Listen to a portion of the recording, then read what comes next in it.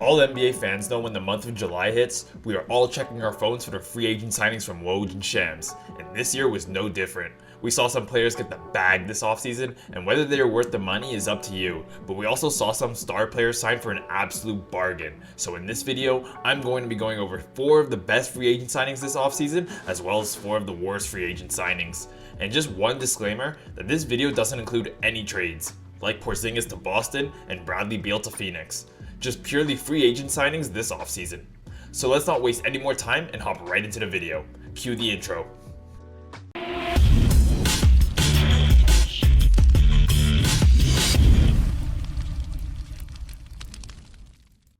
Let's start things off with one of the best free agent signings this offseason, Russell Westbrook. After his year-and-a-half stint with the Lakers, Westbrook found himself on the other side of LA with the Clippers, and this was the best thing to happen to Russ in recent memory. After looking like he could possibly be out of the league with his play on the Lakers, Russ revived his career with the Clippers the second half of last season. After the Clippers lost PG due to injury, the Clippers picked up Westbrook off waivers in the second half of last season. The Clippers, however, lost Kawhi as well in the playoffs, and all the weight was on Russ's shoulders. But Russ didn't disappoint, averaging around 23 points per game last year in the playoffs. The Clippers signed Russ back with a 2-year, $7.8 million contract, and what a bargain that was. Russ definitely could have signed for more elsewhere, but he decided to stay loyal to his hometown team, and the team that gave him a second chance after a shaky Lakers stint. And the Clippers still got Kawhi and Paul George, so let's see what noise them three can make this upcoming season. Now on to one of the worst free agent signings this offseason. We got Fred VanVleet. Now hear me out, Fred VanVleet isn't a bad player by any means, as he averaged around 20 points per game the last 2 seasons and was an all-star 2 seasons ago. But 3 years, $128 million is a bit of an overpay if you ask me. I get the Rockets don't have their first round pick in the draft next year, so they were desperate to add some talent to make a playoff push this following season. But I'm sure we could all agree that 40 plus mil a season for Fred is just too much. Don't get me wrong, I believe he'll be a really good fit on the Rockets paired up with their young talent and their new coach, Ime Udoka. And look on the bright side, Fred set an NBA record for the highest paid player to be undrafted in NBA history. So shout out to you, Fred, enjoy that money. Now on to our next best signing this offseason. We got Kyrie Irving. Kyrie was undoubtedly the best player in free agency this offseason, and there were some questions about how much he would get and where he would sign. He ended up re-signing with the Mavs for 3 years, $120 million, and honestly, that's a bargain in my opinion, considering the size of contracts these days. The Mavericks did acquire Irving near the deadline last year, and they gave up quite a bit for him. But this re-signing for the Mavs was huge, as they now got Luka and Kyrie locked up on contracts for the next couple of seasons. And I'm sure nobody wants to face this duo, especially having to play defense on them. And also one crazy fact, Kyrie Irving is making less money per season than Fred VanVleet, as Fred's contract is 3 years, $128 million, and Kyrie's is 3 years, $120 million. And I'm sure we could all agree who the better player is between them two.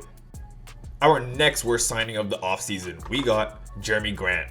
Now this was a very questionable signing for many reasons. Firstly, the Blazers are clearly starting or in the middle of a rebuild, and Jerami Grant is not a bad player by any means, as he averaged around 20 points per game last season, on top of being an elite defender. But they signed him to a 5-year, $160 million contract, and I have no idea why. He's making around $32 million a season, which I believe another team would have offered him something around that, but this contract is 5 years long, and Grant is 29 years old, and the Blazers are also rebuilding. And on top of all of this, the Blazers superstar point guard Damian Lillard wants out, and instead of seeing if you could package him in a sign-in trade with Lillard or something like that, they signed him to a 5-year, basically max contract, which just badly handicapped the team in my opinion, as now they gotta wait until the season starts to even look for a trade with Grant, as he just signed his contract. Now on to another one of the best free agent signings, we got Austin Reaves.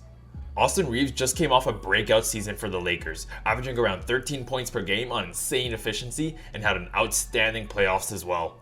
But the Lakers keeping Reaves for only 4 years, $54 million is a bargain and a half if you ask me. The Lakers just made the Western Conference Finals, and with Reaves only being 25 years old on a cheap contract and the Lakers still keeping their main core, I believe the Lakers are going to be a serious threat these upcoming seasons. I wouldn't be surprised if Reaves can up his scoring to around 20 points per game next season, and the Lakers keeping at 4 years around 13 to 14 mil a season is an insane bang for your buck. Now on to another one of the worst signings this offseason. We got Dillon Brooks. Now Dillon Brooks is an interesting one, as he had just had one of the roughest playoff performances a player could have on the Grizzlies. But he's not a bad player by any means, and he even just made the 2023 All-Defensive Second Team. But the Rockets signing him for 4 years, $86 million just seems questionable to me. I get the Rockets don't have their first round pick this season, which I believe was a huge factor in the Rockets signing Brooks and Fred VanVleet, but the Rockets also got 2 young stars at the guard position in Jalen Green and their most recent number 4 pick overall, Amen Thompson. Now, Dillon Brooks could definitely add your team some shooting and defense, but I believe that this contract is a bit too long and too much. I think some other teams would have offered him around the same money annually, but like a 1 to 2 year contract. Mainly because of the trashy talks, and I'm sure most teams, like the Memphis Grizzlies, just don't want to have to deal with that. Now on to our last top free agent signing this offseason. We got Nikola Vucecic. The former All-Star big man, Nikola Vucecic just signed a 3-year, $60 million contract for the Bulls, and that is a steal if you ask me. Vucecic is 32 years old and is clearly in the second half of his long career, but he could still provide your team a 17-point double-double and even knock down some 3-pointers as a big man, which we all know teams are desperate for. He's only making around $20 million a season, and that is a lot less money than these players who aren't as good as Vucecic are making. The Bulls are in a tough situation with their current roster, as they've been looking to see if deals for Zach LaVine are in place. But I believe if the Bulls can add the right defensive pieces around Vucecic, DeRozan, and LaVine, that they can make some noise the following season. And now on to our last worst signing this free agency. We got Desmond Bane.